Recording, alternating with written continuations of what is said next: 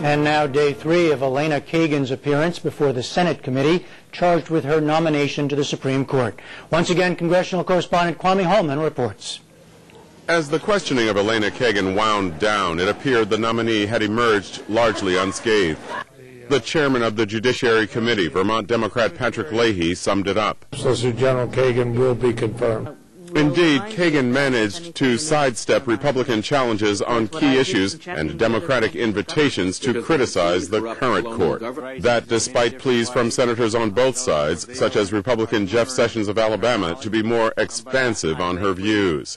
Some of the critics who are saying, who is this nominee? Exactly what do you believe? I might find it from the testimony difficult to know if Ms. Kagan, whether you'd be more like Don Roberts or more like Ruth Bader Ginsburg. So I think we need to know a little bit more what we can expect of you as a judge. Rhode Island Democrat Sheldon Whitehouse tried to get at that point, asking about high-profile split decisions driven by conservative justices. I guess I want to ask you what you think about all these 5-4 decisions and what effort the court should make to return to a collegial environment at the court where even these highly contentious decisions like Brown versus Board of Education and Roe versus Wade are driven either by unanimous or massive majorities of the court rather than the slenderest possible majority, and to try to reach across the partisan divide on the court so it's not just Republican appointees acting together. Senator Whitehouse, it's a hard question you pose because on the one hand, every judge, every justice has to do what he or she thinks is right on the law. You wouldn't want the judicial process to become in any way a bargaining process or a log rolling process. But by definition, if the court were to reach beyond the group of 5 that has driven so many of these recent decisions, they would be less able to move the law as dramatically as they have. That's just obvious, is it not? Senator Whitehouse, I want to make it clear that I'm not agreeing to your characterizations of the current court. I think that would be inappropriate for me to do. I understand that. And I'm sure that everybody up there is acting in good faith.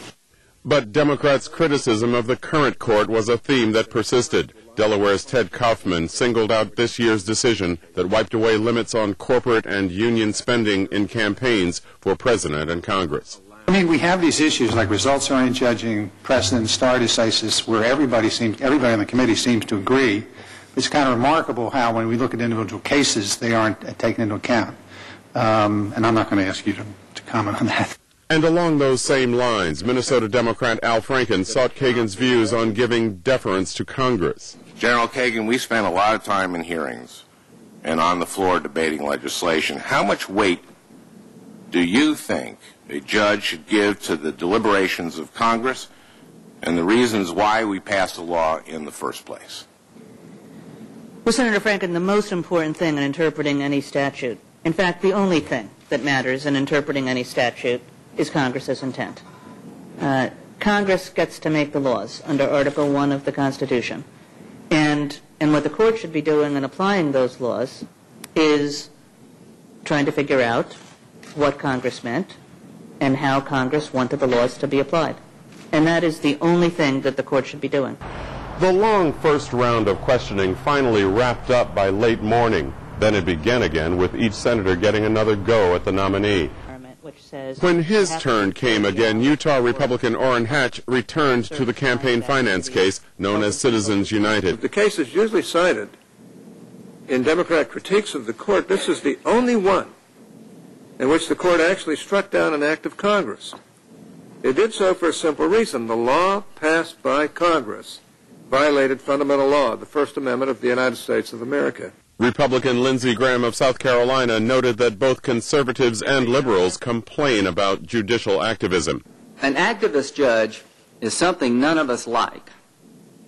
apparently. Nobody on that side likes it, nobody on our side likes it. Help me find one. I'm sorry? Help me find one. Can you think of anybody in the history of the United States that was an activist judge? Because we don't like these people. It seems to be an activist judge is somebody that rules the way we don't like. And it's getting to be no more sophisticated than that. And I'd like it to be more sophisticated than that. So, what is your definition of an activist judge? Well, Senator Graham, I think my definition is somebody who doesn't take three principles to heart. The first principle is deference to the political branches in making the policy decisions of this nation, because that's who ought to be making the policy decisions of this nation.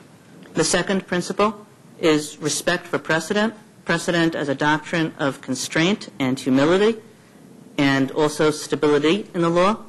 Okay. And the third principle is deciding cases narrowly, deciding them one at a time, deciding them on narrow grounds if one can, avoiding constitutional questions if one can. Kagan also denied Graham's assertion that as an aide to President Clinton, she tried to allow the broadest possible practice of so-called partial birth abortions. In the end, Kagan, like other recent high court nominees, left some senators wanting much more. Pennsylvania Democrat Arlen Specter suggested lawmakers may someday have to threaten to block a nomination. It would be my hope that we could find some place between voting no and having some sort of substantive answers. But I don't know that it would be useful to pursue these questions any further. The committee hopes to finish the nomination this week, but it will have to work around funeral plans for the late Senator Robert Byrd. Judy Woodruff anchored our gavel-to-gavel coverage of the hearings today, and she's back here with us now. Judy. Thanks, Gwen, and I am joined by Marcia Coyle of the National Law Journal. We've been together for the last 3 days.